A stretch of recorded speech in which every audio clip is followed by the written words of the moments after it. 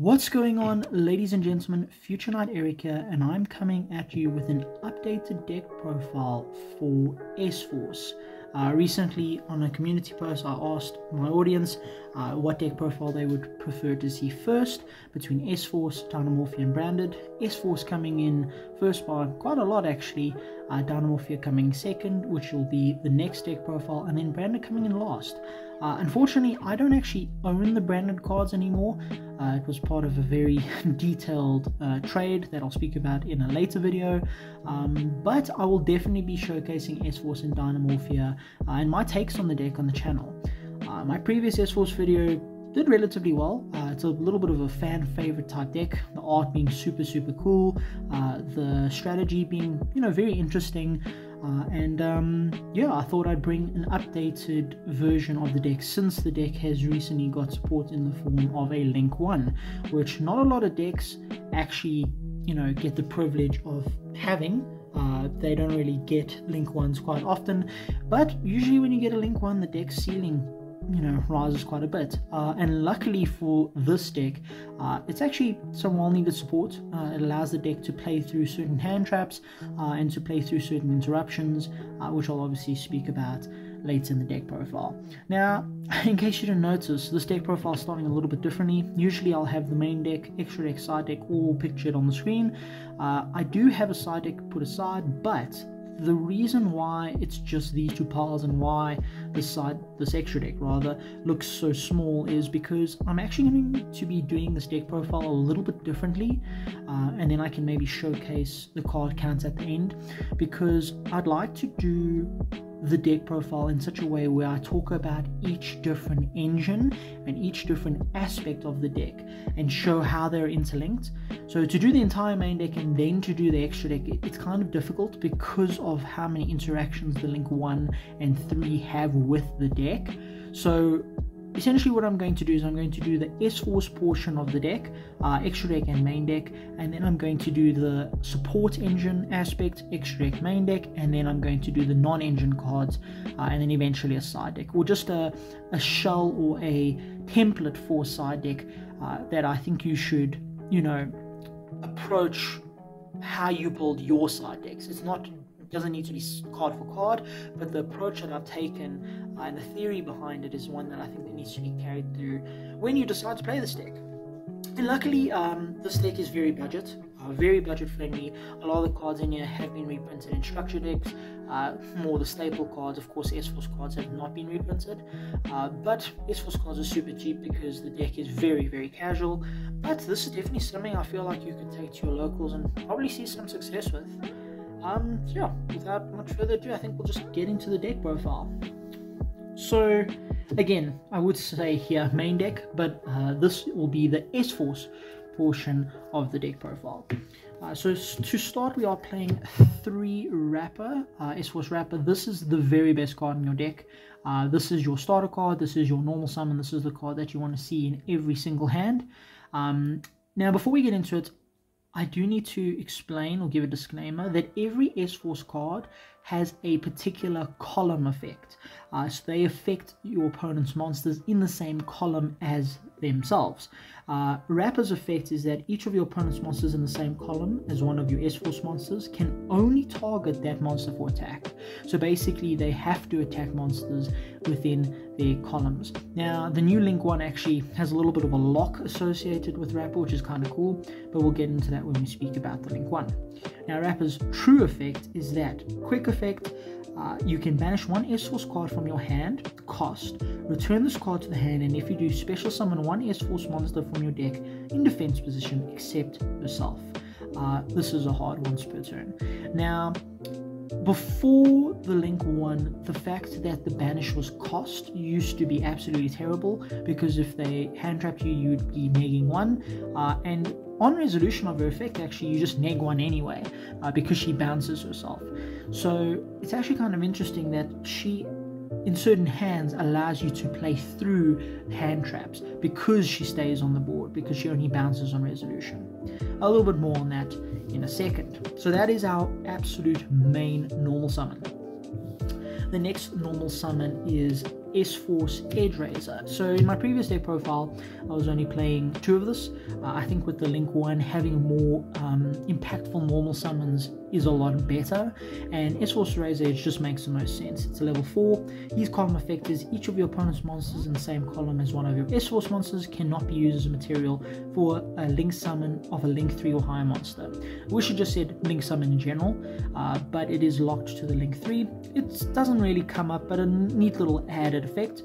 The main reason is here is that if this card is normal special summoned, you can special summon an S-Force monster from your hand in attack position, except himself. This allows you to get out cards such as, and probably the main card you're going to be summoning off of Rapper anyway, S-Force Gravitino. So this is the main play starter for your deck. This is your searcher card. S-Force Gravitino reads, firstly, that each of your opponent's monsters in the same column as one of your S-Force monsters is banished when it leaves the field. Now this is really, really important, because if your opponent links off tributes, anything that makes the body leave, they will get banished instead. This includes when you bounce their cards to their hand, bounce their cards to their deck, it will all get banished instead. So pretty nice little floodgatey effect, definitely the best out of the lot, probably the most practical. But his main effect, of course, is if this card is normal special summoned, you can add an S-Force card from your deck to your hand, except Gravitino. Now why this is relevant is it is because it can add monsters, spells, and traps. It doesn't lock you into a specific search. Also being level 5 is pretty awesome, because it means with the other engine that we're playing and with some of the cards we're playing, you can tribute summon this and get a search, and that search is immediately a disruption. Not a great disruption off just Gravitino, but a disruption nonetheless. So that is Gravitino. So these are definitely the main parts of your S-Force engine. Everything after this is a little bit debatable at ratios and whether to play or not to play, but these are without a doubt the cards you have to play to be playing S-Force in any capacity. The next card that is to play, which a lot of S-Force players, all 5 of us, say that you should either cut or maybe drop down to 1, just because the Link 1 sort of does the same thing. I disagree entirely. I feel like Planetina is your grind. It's what allows you to keep playing. So Planetina, her column effect is anything in the S-Force column, its attack is reduced by 600. Super cool, because it allows your monsters, which are 2000, relatively weak, but it allows them to be able to get over bigger monsters, which is very awesome. And then her true effect is, if this card is normal special summoned, target one of your banished S4 monsters except herself, special summon it. You can only use each effect of Planetina once per turn. Now, if you're paying any attention, you'll probably start to see how the combos are coming about, right? So Rapper, banish Gravitino from your hand, summon out Platina, Platina summon Gravitino, search. That's 2 bodies with S-Force. Obviously with Razor Edge, if you draw Razor Edge, Rapper and Gravitino, that is the probably the best combo you could get. You go normal summon Razor Edge, special summon Rapper, banish Gravitino, summon Planetina, Planetina summon Gravitino, search a card, and you have 3 bodies on board, which makes your trap very, very impactful. Don't worry, we'll get there. Okay, so this I think is still a staple at 2. You have to play it. Another card that a lot of people go back and forth on is Retroactive. So in my original list, the previous list on the channel, I played this at 3 because it essentially did what Razor Edge does, but I felt like it did it in a way that it could dodge certain cards, certain disruptions, and its other effects are actually really good. So it has another effect where you can use Retroactive from hand to link with monsters on the board to go into an S-Force link.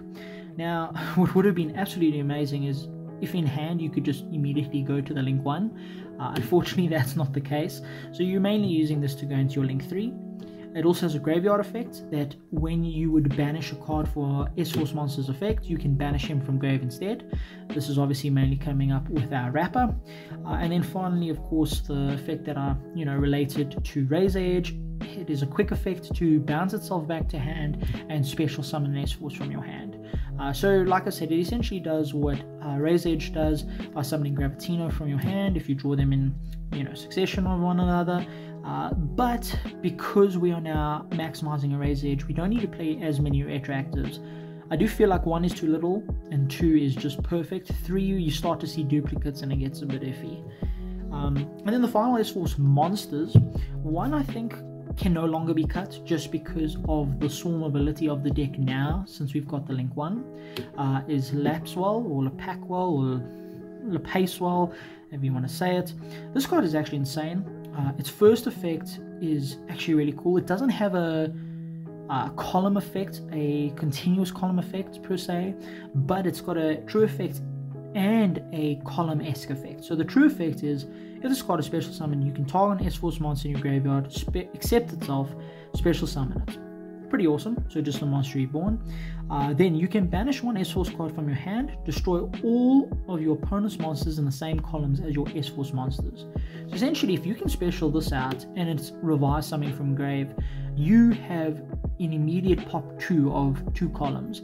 And of course, if you're playing against Link decks, you could potentially go really plus off that. You could pop up to 3 monsters, which is absolutely insane.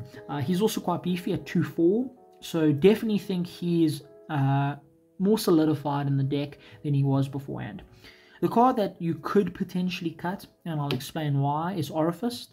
Orifice is essentially the only disruption you can summon off of Rapper if Rapper is stopped and you don't go for your Link 1 play. Orifice reads that when a monster your opponent controls activates its effect, quick effect, you can banish a S-Force card from your hand, destroy that monster. So a little bit of disruption. His column effect also says that your opponent cannot target their own monsters in the same columns as S-Force columns, which doesn't really come up, but it's kind of cute little niche effect there. Definitely the most cuttable, but being a level 4 and being literally the only disruption that can be summoned during your opponent's turn, feel like it still needs to be in here. This is the 41st card in my list. You can cut it absolutely if you want to, but I think it definitely deserves a spot. Now, before we get into spells and traps, the reason why I want to do this deck profile like I've just done is because of the new Link 1, which is absolutely insane. So let's actually just move these to the side. I am going to keep Rapper and Gravitino on board just to show you a quick little combo. So the Link 1 actually, like I said, allows you to play through disruption that the deck couldn't play through before. You know, if your Rapper got stopped, you end up during your opponent's turn going into Orifice, but it also means you have to draw 2 S-Force cards, 1 to banish on your turn for cost, and another to banish during your opponent's turn, which means you're literally negging 2 to get a pop that you also need to banish for. So it's not very effective card management wise. However, now with Nightchaser, we have a lot more options when we are disrupted. So Nightchaser reads 1 non-link S-Force monster. Also, it has a column effect that's actually quite interesting. Each of your opponent's monsters in the same column as one of your S-Force monsters cannot target the monsters in the same column for attacks. So, if you have S-Force Rapper and Nightchaser both on the field and they are in the same column as your opponent's monsters, the opponent can't attack because it has to attack things in the same column, but it can't attack things in the same column. So a nice little lock there. Doesn't really come up, but it's nice that they included that. They didn't have to because Nightchaser's true effect is what we're here for. So Nightchaser, very similar to Rapper. Quick effect, you can target an S-Force monster you control, shuffle it into the deck, then you can special summon one of your banished S-Force monsters. This is awesome because now if you draw Rapper and Gravitino, what you can end up doing is you can normal summon the Rapper effect, banish Gravitino's cost, Imperm Ash Veiler. Rapper stays on board. You will then link 1 into your Nightchaser. A Nightchaser effect, target itself, shuffle itself back into the deck. You can use it again later, summon back the Gravitino Search. So just a quick little tutorial on how the Link 1, you went from passing with a Rapper that makes you neg 3 to get a single pop to still only not really negging 1 but still negging 1, but you are able to still get at Gravitino. This is of course reliant on you drawing these 2 in succession, but there's multiple ways to get these 2 cards in your hand in this deck anyway. So yeah, pretty insane card, and of course it allows you to grind. Being able to shuffle back also means that you never really run out. I am playing 2 just because of if one is removed and I didn't get off the effect, then I have a second one to go into later. But yeah, this card is absolutely awesome. It allows for some very, very interesting plays. And I suppose while we're on the extra deck, I might as well show you a Link 3. The Link 3 is pretty cool. Like I said, retroactive is where he'll come in strong to make Justify. He's a Link 3. He does need at least an S-Force monster, but it's 3 effect monsters. Quick effect, you can target one face-up effect monster your pro controls, negate its effects, so literally an imperm until the end of this turn. Then you move it to a monster zone this card points to. The reason being for that is, of its second effect, you can only use the effect of Justify once per turn. At the start of the damage step, if this card attacks, you can banish all monsters this card points to. No targeting, in damage step, absolutely insane. It adds things like Lady of the Labyrinth, it adds things like Dragoon, Avramax that's been made with an IP. Pretty insane card. Big 2/6 imperm, just an overall good boss monster for the deck. Now, for the rest of the S-Force engine, we of course are playing a 4th copy, a 5th copy, 6th, 7th, and 8th of Rapper. Of course, these cards end up being any cards in deck except for Reinforcement. This can only search Rapper as well as Retroactive, but S-Force Bridgehead searches any S-Force monster, not card, when it's activated. It's got another effect that when a declaration, attack declaration is declared on a S-Force monster that's in the same column as the monster that declared the attack, you can activate this effect, your monster isn't destroyed by battle. Don't know why it doesn't destroy, don't know why that isn't passive, and it's only for that battle. I don't know why it just doesn't make the monster invulnerable for the rest of the turn. That would be fantastic. But this is our search card. We have to play it because Sculpted Hands with Rapper and Gravitino end up being the best hands the deck can push out. And finally, the main disruption of the deck, S-Force Chase. So this is essentially Compulse on steroids, an in-archetype Compulse. This is what you are searching off for Gravitino almost every time. It targets face-up cards your opponent controls up to the number of S-Force monsters you control with different names. Return them to the hand. So that little combo I spoke about with Rapper, Razor Edge, and Gravitino, that ends up with 3 bodies on board, which is literally a bounce 3, which is absolutely insane. Sometimes you end up, just bouncing 1. Luckily, it's up to. You don't have to bounce to the amount you have, which I'm very grateful for. I wish this card could bounce set cards because we'd have a better back row matchup, but there's only so much we can ask for. It also has the same effect as Retroactive, where you can banish it from grave instead of banishing from hand for S-Force cards, so it allows you to keep resources in hand and use these in grave. You could argue to play 3 of this, maybe cut the Orifice to play 3 S-Force Chase. I think I'm probably going to end up doing that, but this is the original list I cooked up, so I thought I would show that off first. Now, for the honorary S-Force cards that aren't S-Force cards, but I think should always be a part of your list, no matter what version you're playing, are Parallel Exceed as well as Dimension Shifter. Now, Dimension Shifter allows us to talk about how I ended up picking my non-engine, and Parallel Exceed just makes sense. You play a Link 1 that points down. If you get disrupted, you Link 1, you summon Parallel Exceed. Even if you don't get disrupted, it's just more bodies to go into extra Link plays and XYZ plays. There is a reason we're only playing 2, which I'll get to with our support engine. Shift, on the other hand, is the theory that I sort of went into with both my side deck as well as my other non-engine. This deck needs to play cards that can absolutely break a board or completely stop a board from being established in the first place. Shifter luckily doesn't conflict with our deck. In fact, it actually helps our deck with the S-Force Link 1 being able to access the Banished as well as Planetina. So I think this is a staple. No matter what kind of format we're in, you have to play this in this deck. Sometimes it just wins by itself, which is absolutely insane. And yeah, that is all the honorary S-Force cards. Then honorary S-Force extra deck cards, of course, because we're playing Parallel, we're playing the IP Masquerena, which is awesome because she's actually part of the lore, and then Unicorn to go into. So if you end up getting disrupted and you can only do the Link 1, you summon the 2 Parallels, make IP, and now you have a Unicorn play. Alternatively, you can make a Baguska play. Abyss Dweller play, and then of course you've got the Zeus with the Baguska. Abyss Dweller could be anything else, it's more flexible. I think the Baguska and Zeus you sort of have to play. Just being able to access Zeus in any deck is really strong. So yeah, that's the S-Force portion of the deck. Moving into our support engine. Now, if you've watched my previous S-Force deck profile, you all know that I played the branded Fusion engine. So the reason why I opted to play this over pure or other support engines is because this just does so much for the deck. Being able to put up a body that, I mean, sometimes even worst case, to tribute summon Gravitino, or actually the real reason is to be able to dump retroactive to grave, because it means that your normal summon Rapper does not eat cards out of your hand, because retroactive is a light monster, so it helps us to go into Albion. That was the main initial reason I was playing it before. Of course, it gets us into a Mirror Jade, which is an absolute blowout card. The other thing that it gets us into, once we've got into our Mirror Jade, is to be able to send Rinbrum, because when you send Rinbrum off of Mirror Jade, you're able to reborn an Albaz, and then you can go into either your second copy of Albion or into a copy of Lubellion. So it actually turns one card into Engine Live that does neg you, plus a Mirror Jade, plus an Albaz reborn.